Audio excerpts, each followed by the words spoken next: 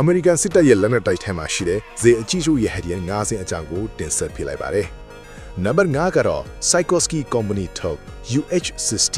Black Hawk ပဲဖြစ်ပါတယ်။တန်ဖိုးကတော့အမေရိကန်ဒေါ်လာ21သန်းရှိပြီးစစ်တဲ့ဆက်လျက်ကိုတင်ဆောင်နိုင်တယ်လို့အတွင်းပိုင်းမှာကီလို2600နဲ့အပေဘက်မှာကီလို4100အထိတဲ့ယူပို့ဆောင်နိုင်ပါတယ်။စစ်တပ်တွေကိုလည်းစိတ်ကြိုက်တက်ဆင်လို့ရပါတယ်။ယုံကြည်စိတ်ချရပြီးအများများထုတ်လုပ်ထားတဲ့အတွက်ဒါဟာစစ်တပ်ရဲ့အထူးကြော်ရုပ်လည်းဖြစ်ပါတယ်။နံပါတ်4ကတော့ Boeing Company ထုတ် CH-47F Chinook ပါ။တန်ဖိုးကတော့ဒေါ်လာ38သန်းကနေ39တန်ကြားမှာရှိပြီးစစ်သည်55ယောက်အထိတင်ဆောင်ထားနိုင်တယ်လို့အခြားလေးလံတဲ့ကုန်ပစ္စည်းတွေကိုလည်းတည်ယူပို့ဆောင်နိုင်ပါတယ်။တကားတွေမှာလည်းစစ်တပ်တွေနဲ့ကာကွယ်ထားပါသေးတယ်။လီမီယန်နဲ့တက်ဖျန်မှုတွေနဲ့လူသားချင်းစာနာထောက်ထားဆိုင်ရာမစ်ရှင်တွေအထွာအတင်းဆုံးပါပဲ။နံပါတ်3ကတော့ Boeing Company ထုတ် AA-64E Apache Guardian ပဲဖြစ်ပါတယ်။တန်ဖိုးကတော့ဒေါ်လာ35တန်ငယ်နဲ့တန်50ကြားမှာရှိပါတယ်။သူ့မှာပါဝင်တဲ့ဒုံးကျည်တွေ rocket တွေနဲ့အစင်မြင့်ရေဒါစနစ်တွေကြောင့်ဘယ်လိုတိုက်ပွဲမျိုးမှမဆိုအလွန်ကြောက်စရာကောင်းပါတယ်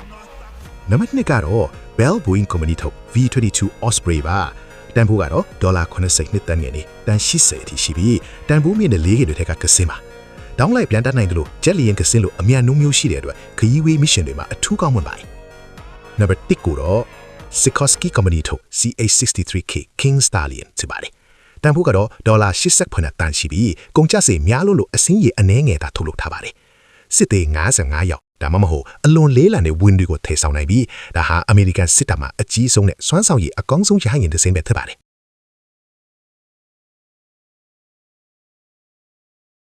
အမေရိကန်စစ်တပ်ရဲ့လက်နက်တိုက်ထဲမှာရှိတဲ့ဇေအကြီးကျိုးရဲ့ဟက်ဒီယန်၅ဆင့်အကြောင်းကိုတင်ဆက်ပြလိုက်ပါတယ်။နံပါတ်5ကတော့ Sikorsky Company ထုတ် UH-60